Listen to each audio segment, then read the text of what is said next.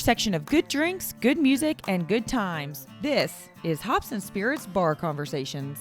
I love getting to talk before the show because I find out I'm already laughing, I'm already smiling, and I know that means we're in for a treat. And I think we're in for another treat tonight as we have a guest that has a new album out. A couple treats, yeah. I was going to say, I've already got mine poured out, ready to go as well. And we're going to have a drink with him in a good conversation. So let's get right to it and welcome in the chart-topping country artist's latest album, Chickahominy. I haven't even had a sip yet. I'm already struggling. Is out now. Let's welcome in Canaan Smith. What's up, dude? How many treats have you had already? It's if you ask me that later, honestly, I screw up. It'd be incoherent at that point. Man, yeah, it's nice to be here. Thanks for having me, man. Chickahominy. It's a river in my hometown. Yeah. Oh man, see, like I said, I try to ask these questions beforehand. I forgot about that one. I asked about your name, still screwed that one up. So, well, you're from an area. You said you're from near the Canaan Valley. It's called Canaan, but spelled like Canaan. Right? Yeah. Mm-hmm. So my buddy, when I was a kid, he went on a ski trip there, and I think there's one in Pennsylvania too. Anyhow, he went on a ski trip, and back then, you would remember Trolls before the movie. Yeah, but the movies, like you remember the OG Trolls. Oh yeah. So they would be like gift shop. There'd be like gift shop trolls with it, and they'd be wearing a T-shirt with the name of the city you were in or whatever, So he brought me back one that had my name on it, and it was a troll with red hair and this like blue and white baseball tee. I was like, yeah, that's awesome. So I learned back then that there's a whole nother world that's spelling or pronouncing it a whole different way, which is pretty cool too, And it's one of those names where like my whole life people have had to guess a little bit. And now it's more common and whatnot, but when I was a kid especially, it was like, you had to walk people through it, And apparently you still got to walk me through it. It's so funny. Where are you at? Where are you located? So I'm in Lexington, Kentucky. So not too far from Nashville, right in the heart of bourbon country. But I always try to find something that I think because I always start off with what are you drinking tonight. So I'm gonna guess we'll just go with that. What do you got? Because it looks like you got a couple nice things behind you there. This is one down, one to go over here on the Miller High Lifes. My father-in-law left these in our fridge. He loves this beer.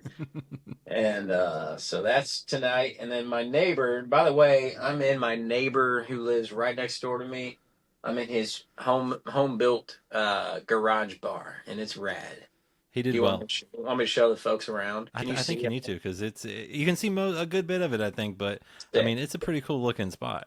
It's a great spot. And we were out in the backyard playing washers and having fun. And I walked past this bar on my way home, and I was like, man, I'm about to do this podcast. Let me just hop in here and do it. This is literally where I prefer to be, at a bar for this kind of thing. I mean, it is bar conversation, so I was trying to. I don't have any Virginia whiskey. I know that's where you grew up. I should have some Bowman or something like that. So I don't know Virginia. I'd be lying if I said I knew like the Virginia bourbon or whiskey scene. I don't at all. There's good beer in Williamsburg, my hometown. There's becoming a great beer scene at craft microbreweries popping up, and like Virginia beer. That's a good one. Where'd we go? Right after I played a show there last fall, and after it was over, we migrated. It was like a hometown show, so I met a bunch of people over at the brewery across the way, and now I can't think of the name of the place. Shoot. It'll come to you halfway through. I'd love to give him a shout out. Anyhow, it's in Jamestown. Okay. So I grew up in Williamsburg, Virginia.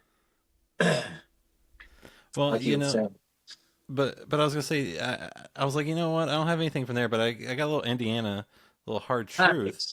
That's where I was born. That is actually a collab with Mellencamp of the Mellencamp. So I was like, you know what? We'll go there. That's awesome. I love that. So, dude, yeah, Indiana, and you know what's funny? Steven Wilson is from Seymour, Indiana, which is right down 30 minutes down the road from North Vernon, where my family, my side of the Indiana family is from and still lives.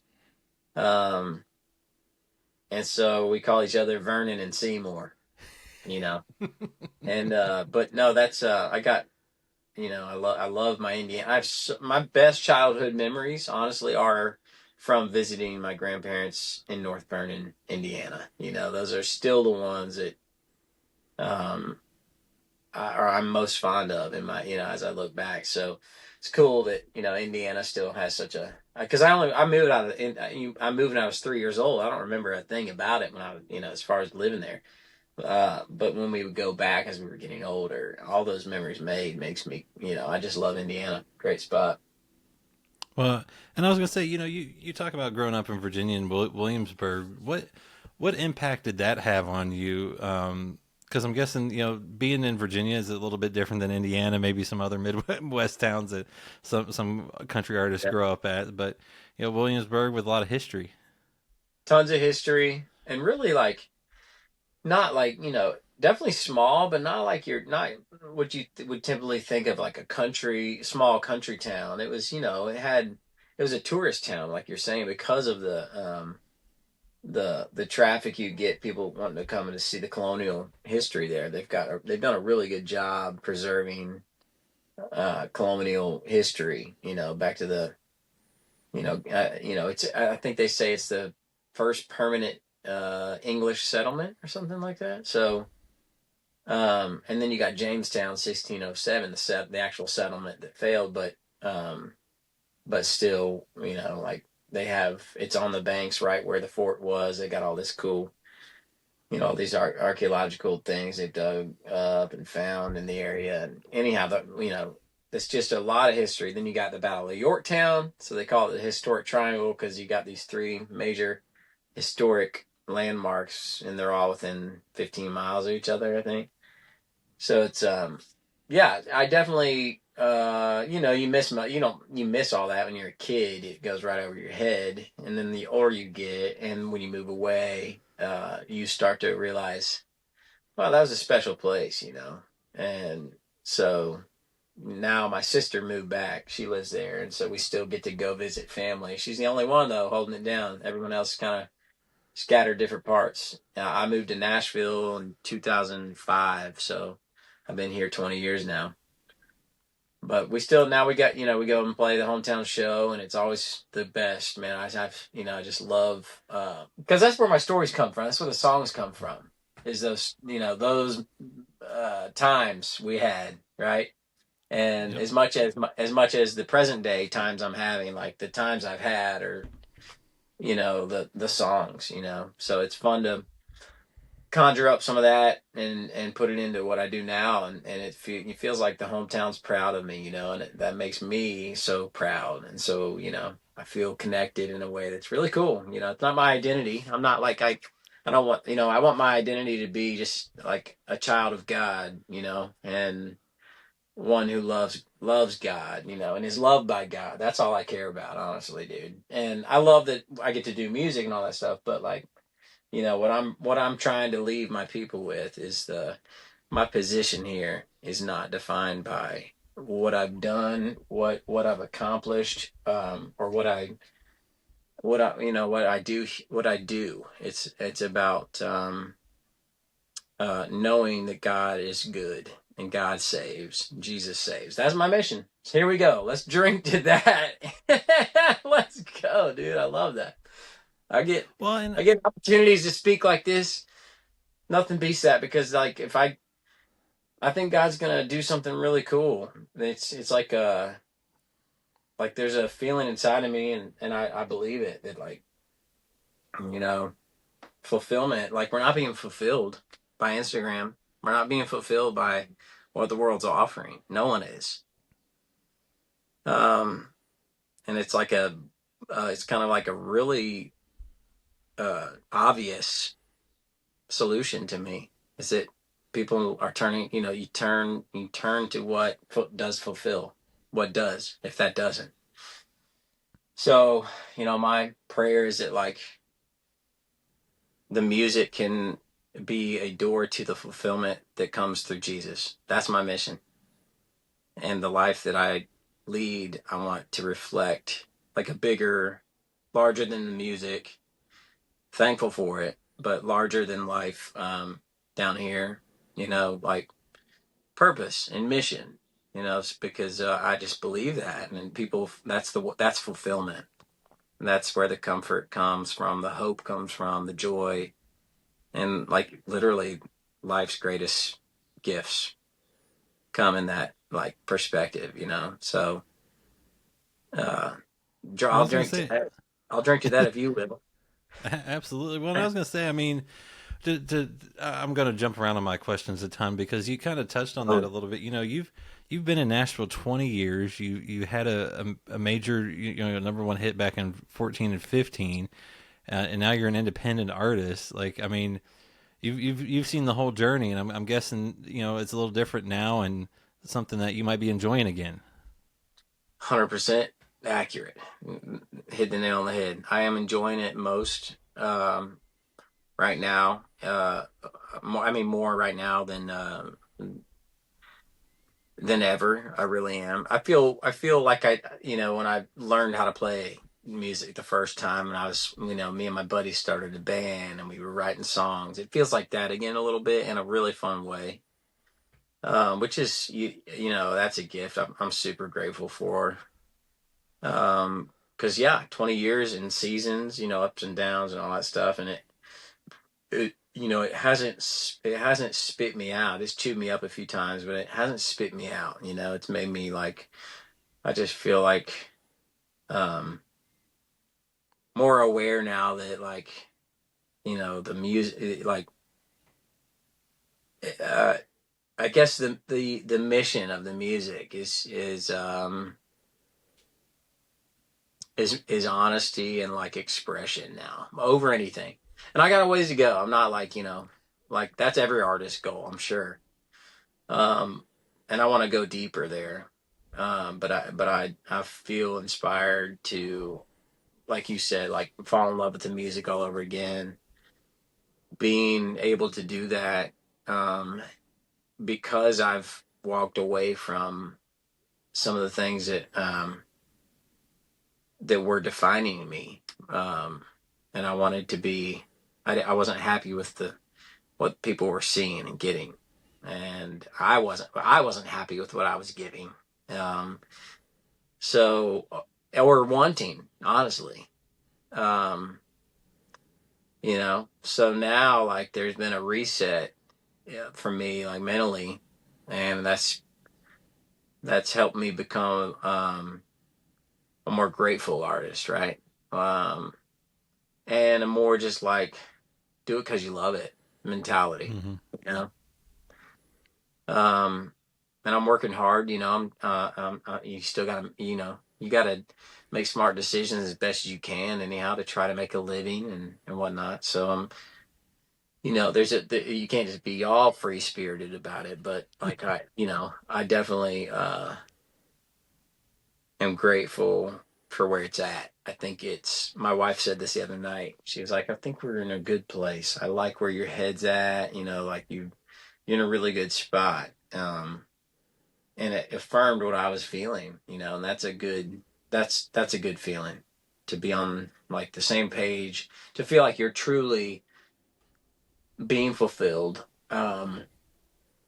But it's also not just, I'm not off just chasing some crazy thing and then they're over here being like, what the hell, what the hell is he doing? He needs to, pay attention and, uh, get his shit together, and provide for this family. It's not like that. Like God is providing for us, and I'm getting to do what I love. And Christy and the kids are being like, our unit is just really a special thing that feels like it just has God's hands on, and it doesn't matter what the next chapter is. His hands are on us, and because we're allowing Him to steer the ship. So that's a rewarding feeling. It's a really like, makes me just want to run through a wall because it excites me. Like whatever is next is gonna be where God wants me to go. and I hope I have the ears to hear it and to obey. That's my thing. That, and even my buddies and friends who know me best, and like the prayers that are coming in, and like check-ins with my buddy Nico, who is a just a phenomenal leader of faith in my life. He just asked me the other night, what can he pray for, and things like that. And then he said, he thinks, whatever next chapter is, like, it's going to be an issue of the heart, you know, like, and are you willing to go there, you know? So, like, that's an exciting thing. Like, I get to make music from an inspired place that I feel happy doing. My wife and I get to be completely dependent on God to provide for us and keep our kids healthy. So that draws us together as we seek Him, and like we're trying to just invest in the now and like make the most of the special moment in time, the small snippet of life when they're young, the kids, and it's great. I'm loving it, Well, man. I was going to say, speaking of the kids, I know you got two kids, I think that are, or at least your oldest is close to mine. Mine's 6 now. And how much did life change for you once you had kids? And is that kind of when maybe everything kind of became a little clearer to you? It had to be. It was 100%. And like it's plus like a timing thing with COVID when that hit. Like I came off the road, and Virginia was only 3 months old when we pulled the plug on being on the road. So I got to be home with her, and there was a tug of war, within me to like, because I was used to being gone, I used to being on the road and grinding it out and pushing my thing and just kind of like you know trying to win and all that stuff. And so there there was this moment where it was like this tug of war for what did I long for, and where was my happiness really. So the timing was great because it forced me to be here with my reality. um and then Virginia, that time with her is, yeah, and then Ramsey after her, of course. That literally has been so eye opening, and like the perspective shift, the reprioritizing that only kids can do. Yeah. That's truly that's it. So, and we're thankful to be able to know what that's like. Honestly, it's a super cool. Um, it's just a cool shift. You shift, everything shifts, and it's nice. It's hard as hell, and it's like a journey, right? It's super hard. And the journey's flying It too at the same and time. it flies by, and you feel like an ass for that. It is hard, and then because it does, because you also realize how fast it's going, Hmm. But it's all like a messy, beautiful thing. What a beautiful mess! What a beautiful mess I made! Shout out Diamond Rio. Well, and I was gonna say for you, like you talked about, you put out your first album, Bronco, back in 2015, and now you're on your third 10 years later. What was that process like for you to, because I'm guessing it was a totally different thing because this one you're completely independent. Life has completely changed. You got a wife, kids now, everything. So like, how different for you was that whole journey of making the album?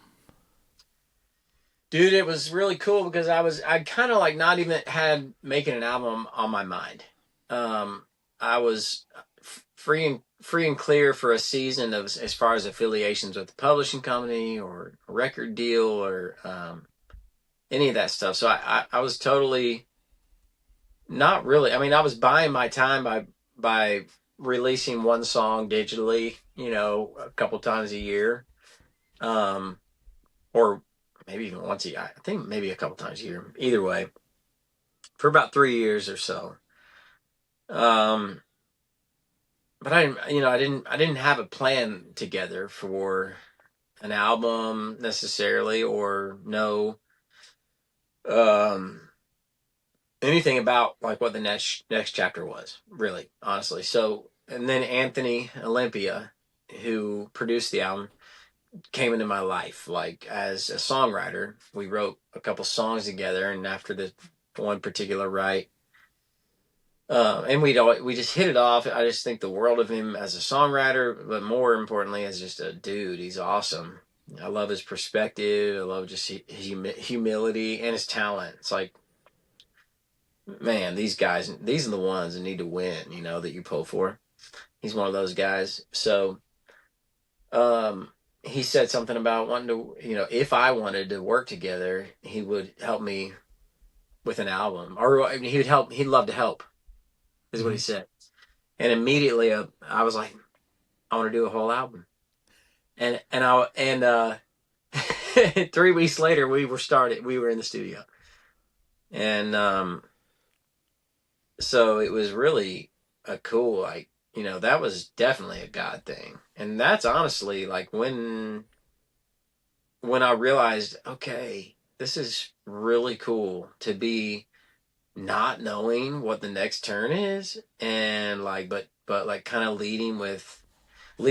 letting God lead, and in doing that, me try to lead with kindness, or and I'm not always kind, but try to lead from a different spot. It's not about me. And then he does the back end work of opening doors to walk through. And it's like this, it's been eye opening, honestly, because it's nice and way more adventurous and cool and rewarding, to like do it that way, where, um, there's more, like, there's something in the Bible about, man makes a plan and God laughs, kind of like the paraphrase version of that. And so I'm like, there's goals. You don't throw your goals away, or and we plan for things once we have a plan, sort of. You still, but like I don't know what the next chapter is after this one, and like same way I didn't know the one that is now. So, and that's been, that's where I need to live. That's where, I find myself, uh well, because you don't know what's next anyhow. No one Mhm. does. Even when it's going great, it might stop going great. When it's not going great, it might turn around. So you know there's just this, the kids have provided this perspective. Now, to get back to the kids, how have they changed the scene? How have I changed? The kids and being parents to children has changed the perspective as it relates to that, yeah. So that's a fun club to be a part of. When you get to be a parent, it's a blessing like no other, and it's hard, but we love it. Absolutely, absolutely. And I love Anthony. I've been fortunate enough to talk with him and Brent on the show a few times. They're friends of the show, and Awesome. so That's so him. I love him so much. That's super cool. You've had him. That's awesome. well, a couple Kentucky guys, they had to be on the show. Now, for this album though, I know it kind of got spurred with maybe a phone call from Anthony, but to actually see it to life, a little small camper, kind of made it see the light of day, right? That is true. And that is because the so there's a badass camper company, who I'm friends with the owner. It's called Modern Buggy RV.com. Mod bugs, that's what they call them. And they make all kinds of ones, custom ones too. And we've got one outfitted that they made for me that's super small but super like get up and go on a whim, and the kids are comfortable. It's still your car camping. You go to, you can go off grid if you want, but we go to Montgomery Bell State Park, we go to Cloudland Canyon, we'll go to Nolan Lake in Kentucky, Dinosaur World on the way, and and it makes it super easy, and it's an awesome camper, and we've loved it. Right? I knew the guy. I played a show for Ed Williams and uh,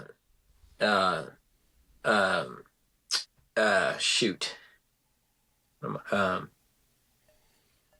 ah, what town is that? I can't think of the town in Michigan. Damn it! But he's got an awesome venue there, and Earl, uh, Earl owns this camper company as well as a venue. So when I played the show for him, I'm sorry I sidetracked. I'm trying to put all the pieces together.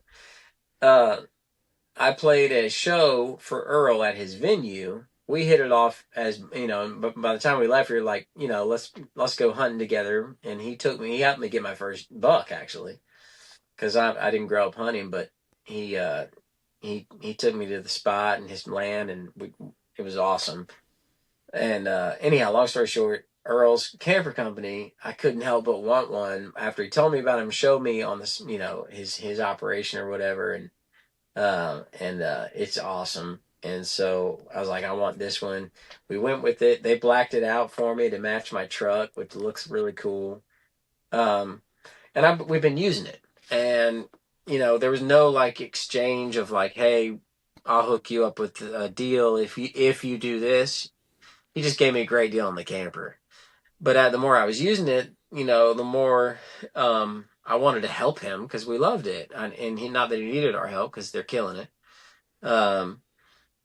But it ended up making sense for him for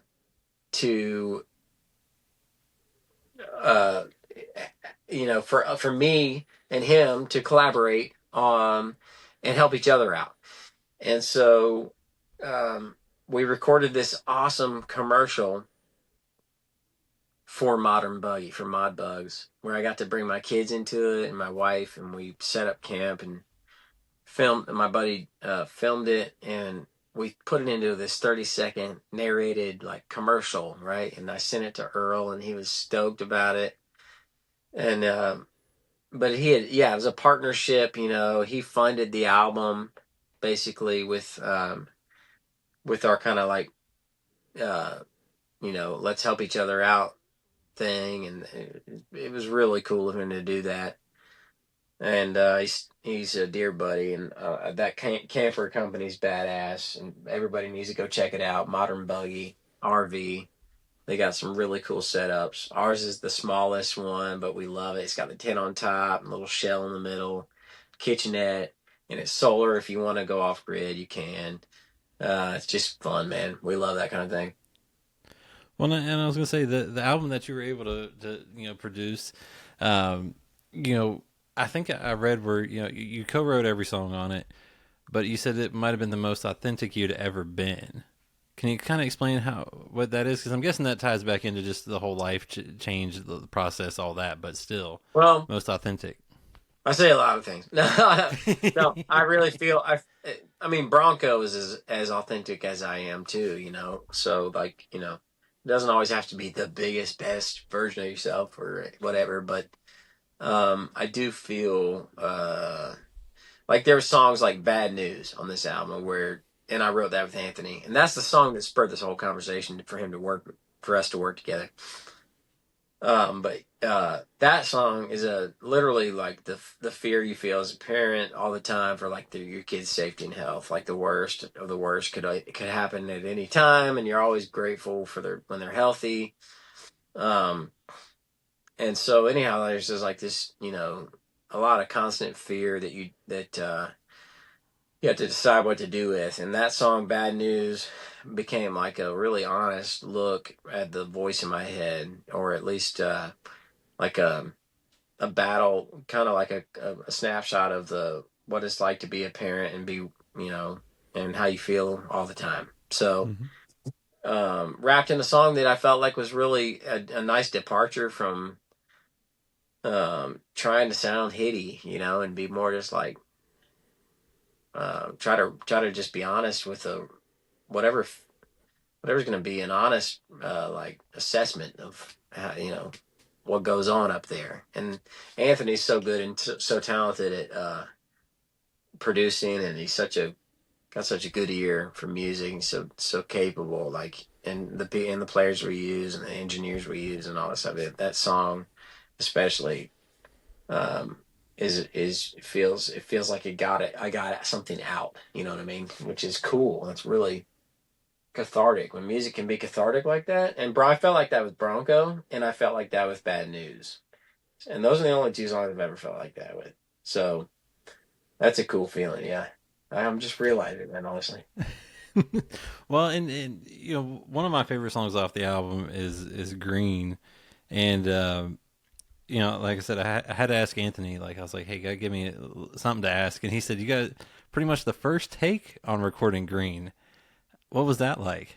Yeah, it was awesome because there's magic sometimes when there's like when you're not thinking and you're just instinctively responding, and that's what the players were doing going down on that first take, which was a really cool like thing to hear because it's not always right off the bat, but when it's like a when it feels like you got the take on the first one, that's crazy.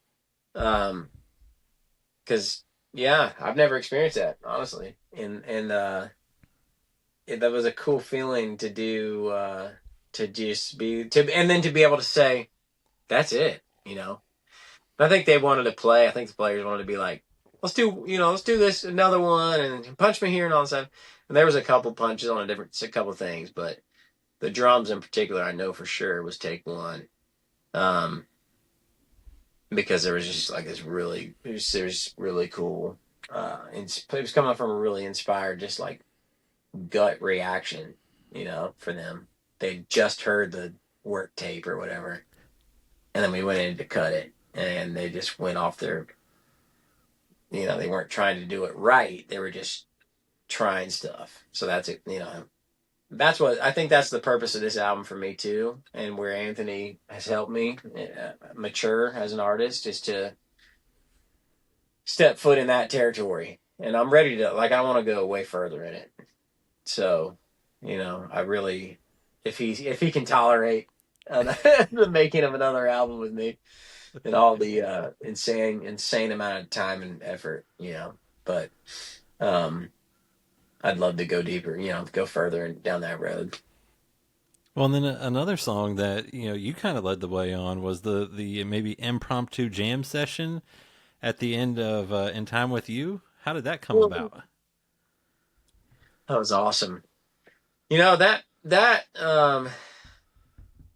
so I grew up playing in the worship team in my youth group. I was like, helping. I'd play guitar, I'd sing, and lead worship, and it was. I remember those were moments where you're like, you were trying to get in the spirit, right? So, um, and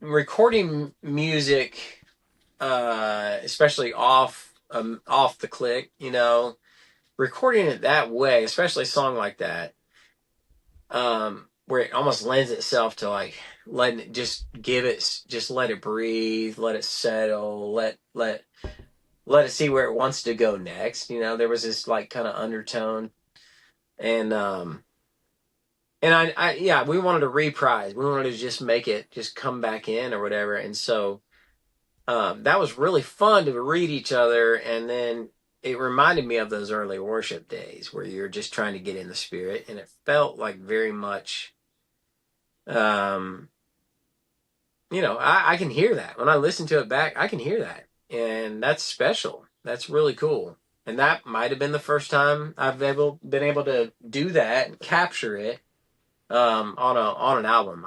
I've never done that to that degree, where the band just kind of like plays together. Imagine that. You're not inventing anything. You're just, it's hard to you get in this, Nashville, which has been nothing but good to me, but there's like there's so many ecosystems here, and one of them is the, commercial hits, and, kind of like it's almost like, unintentionally, there's like an underlying kind of structure to a hit, sort of, right? And there's a way you do things and all that stuff. But um, and I love that. But I also had more freedom this time to not, um, I had no one to please. I had no one to please. I had no permissions to get, no one to sign off on. Didn't have to have everyone in agreement. Everybody, the team loves this. None of that. You know, I loved it, and Anthony did, and that was it. So that's cool. I love that. I'm gonna make music. I think from that perspective, from here on out, is my goal. You know, like that's how every artist is their best self, I think. I just, I'm thankful for the opportunity to be able to do that. Um, so now we need another endorsement deal to record the next one. Yeah. Maybe Miller High Life. Miller High Life would be a good one. Well, This is Krager's bar, by the way. We're at Krager's. His I name's like Craig. He calls his bar Krager's. Yeah, that's very very fitting. And as you go down the rabbit hole a little bit on the album, and like you said, it's authentically you. It's one where you're kind of you had the true freedom to get response back that people are loving it. What's that been like, and how kind of rewarding has that been for you to see that response?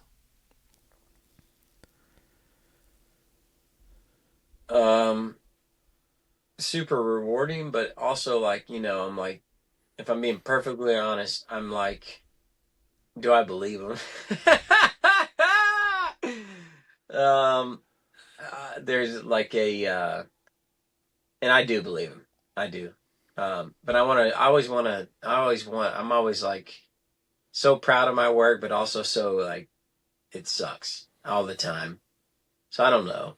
I hope they're not just being nice, but I love that they're loving it. If they are. I think they are. Oh, that's cool. Well, I don't know. Jury's out. Oh, shoot.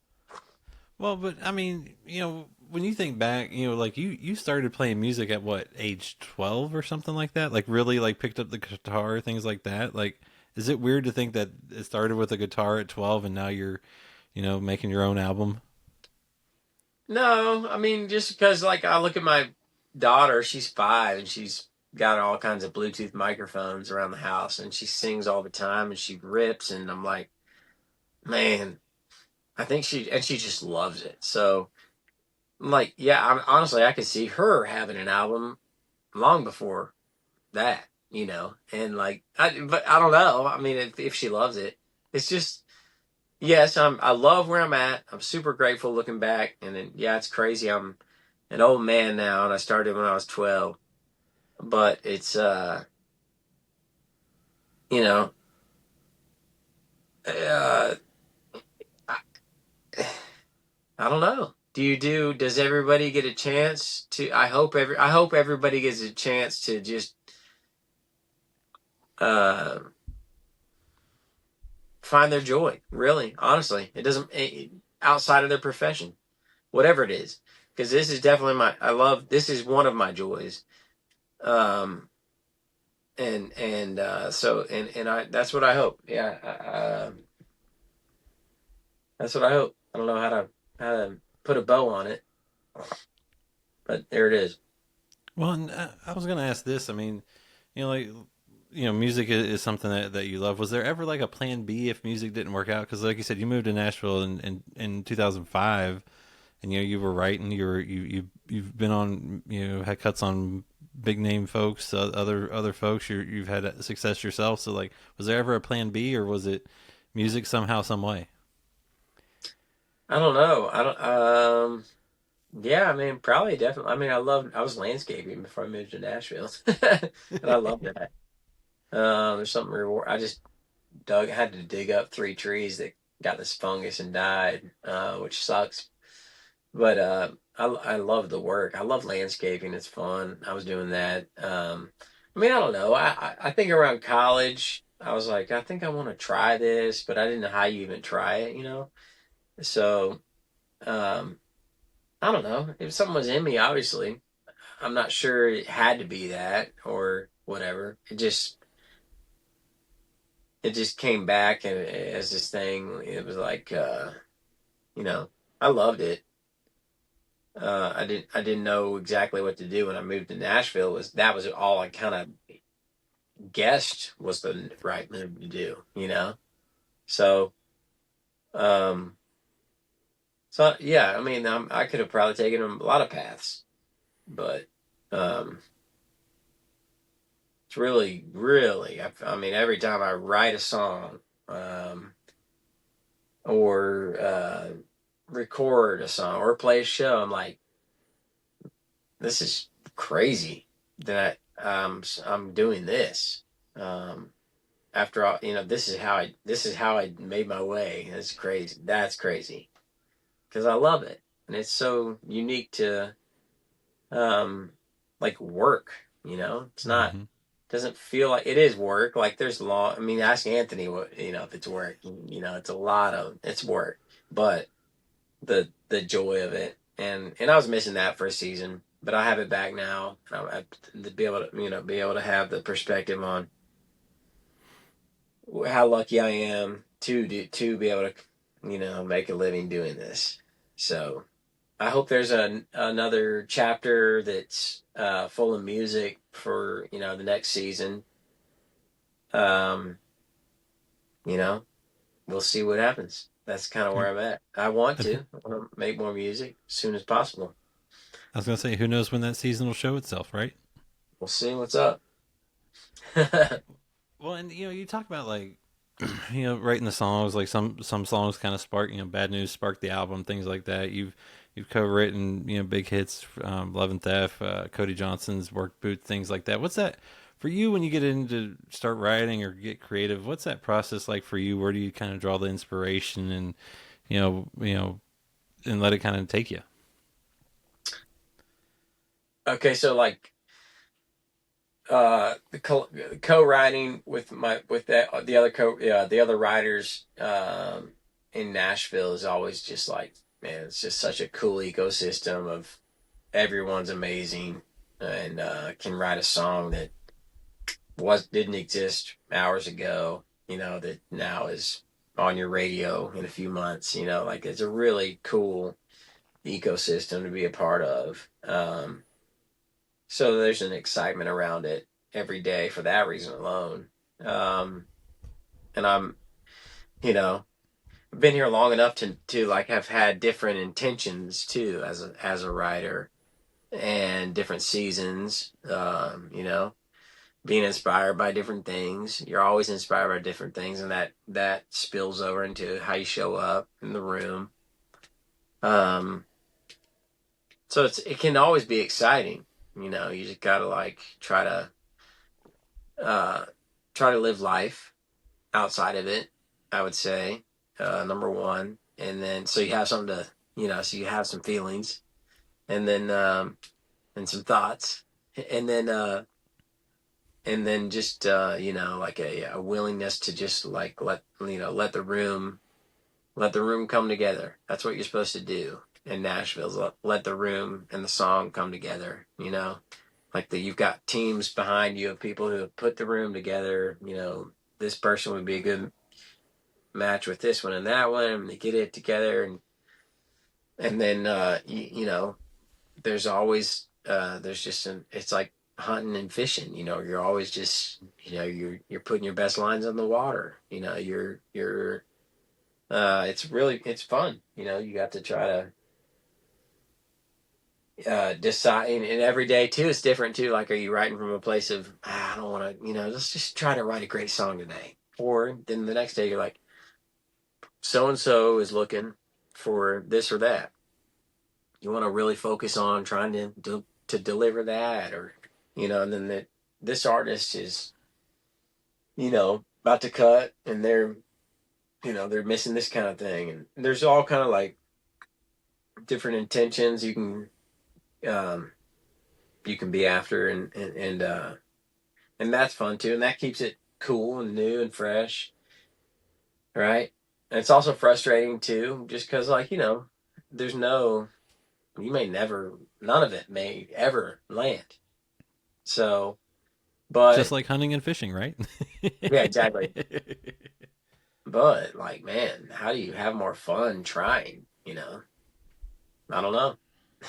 Yeah, If you get the right group of people, and yeah, I don't know, I think it's fun, and I think that's what totally, were dude. able to do on this album, right? You had the right group of people, and it was Totally, something fun and cathartic, and something hundred you. percent, 100%. Like the willingness to go there is something that like when you find that in somebody or a producer, a mixing engineer, um, like that, it's just the willingness to go there and dig in and just like kind of make sure that it feels right, and if it doesn't, speak up, like all that kind of stuff, like having the time to really get in uh, that deep in the woods with it, right? That's how it feels, just like um or deep in the weeds with it, that just feels like I'd rather be in the woods than the weeds. So yeah, that just feels like a gift in and of itself. So thankful for those everyone involved, like Anthony, Luke, and Seth, who mixed the record, all the players, just the mastering, everybody involved. And then my booking agent. I've got a really good pattern of like how I'm out on the road right now versus how I'm home, like a good ratio. Um that, I still get to go out and do what I love and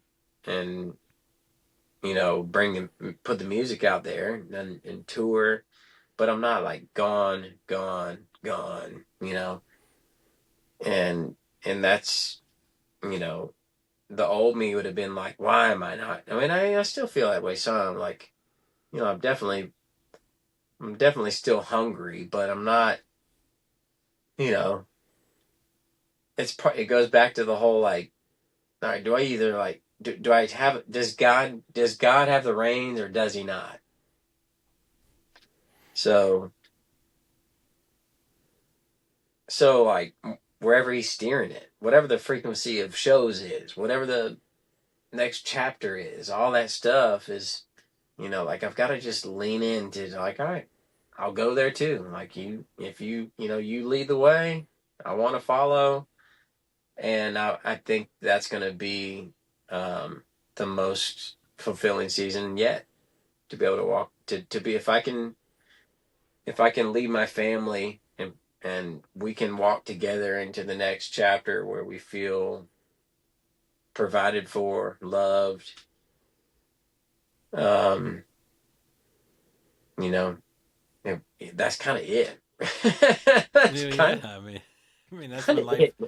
when life is good. Life is good, and you talk about being able to play shows, kind of have that. In a sense, it's an artist work life balance. You get to go home and enjoy family and things like that. What's the best part about being on stage and getting to go share your music for you? I like. I've always liked band practice for the same reason I like shows. It's like you get to play music together, and that's different than just sitting there playing. And, like I'm always inspired when I pick up my guitar and play, or I try to make it feel inspiring, because that's kind of what we're all after. Is like is music when it inspires or makes you feel something, right? That's kind of the whole.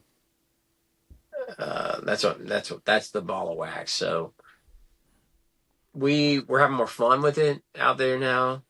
Um, the shows feel like less glamorous most of the time, to be honest with you, than they were at you know having a hit on number one hit on radio. Not always, but a lot of times. And so like my mentality with it is more about the music than the tickets, um, which is awesome. I mean, that's what everybody wins. I enjoy it more. The fans get a better experience. Um, the buyers are happy, right? You try to just like a better. It's a more intentionally grateful season as far as being on the road. So that spills over, into like a different, now I don't, now it feels like a bonus when we go out on the road to play a show. That feels like a bonus. So we get to go do this, versus I'll be gone for 4 weeks, and by the time you're at week 2, you're already slowing down. 3, you can't wait to get home. 4, you just phoning it in. So a lot of times it goes that way, and I didn't. You know, I I don't think that's anywhere near where I want to be. I think uh, it's perfect for chasing the dream, but I'm not sure that that's the dream. So I hope that God continues to provide for us that in a way that allows me to still make music as the vehicle. We'll see what's next. I'm gonna do my best to walk through whatever door's next, honestly, and let him lead the way and try to be grateful doing it. Well, and right now too, you get to just enjoy the moment and get to share that music out there, and for you, you've got like you said, you got the number one hit from back in the day, love you like that, but you also got some amazing songs off your new album, and I always love asking artists this too. Is there a favorite song of yours right now that you love to play live? Totally. I really let's see. I'm trying to remember the set list, but every especially now that we're doing you know I love playing Chickahominy live, especially this season. We're about to start our touring and introduce some of the new songs from the album for the in the live show for the first time. So, but I've been playing Chickahominy for a season, um, and so, but that one fires me up. I'm really looking forward to playing. I know we're doing Bad News live, which I think is going to be really fun. I want to. I hope we can do like the whole get lost in the music thing, just jam. That'd be fun. Um, but I'm enjoying uh I really think that there's a moment in the show where uh I do this thing where it's just acoustic or whatever, and I've been doing um Sweet Virginia, and I like that one. But I like the energy on Country Boy things, like coming out with that one's fun. And I'm excited to play one. I'm excited to do like the Pay It Forward. I think it'll be fun. We're gonna do that one. Um, and yeah, Bad News. Yeah, I'm excited for that one. So you Dude, got I a have lot to to go. look forward to. I'm about to bust a gut. I've got 3 drinks in me, and I'm like, how do I speed this along so I can go bust, so I don't bust a gut? I'm sorry. You're good. Well, I was gonna say, that's usually I start off asking what's your favorite drink. I ask what your favorite song is to perform. So we're timing this well. So I'll wrap it up though. I'm What so else? sorry. You put 40, out the new album at the 42. start. What's that? You put the album out at the start of the year. So what else can folks expect from you in 2025? Dude, I'm going to be playing shows starting next month in April. And so, like, definitely catch a road show if you can. I'd love to see people out there. And I'm also going to try to put out more music, sooner than later. I'm working on new music with other artists right now too, in the production seat. And so there's a lot of music being made and whatnot right now. Stay tuned. I don't know what's next, to be honest with you, but uh, just follow me on Instagram. That's kind of the only place I have a social media voice at all. And I hate that too. But yeah, I think more to come. Stay tuned. I love that. I love that. Well, Canaan, thank you for sharing a drink with me, sharing Dude, thanks for your a time, good man. conversation, and man, So much fun. can't wait to see what's next. I can't wait either, bro. Thanks for your time, dude. Find more from Hops and Spirits at hopspirits.com. Thanks, everybody. Bye.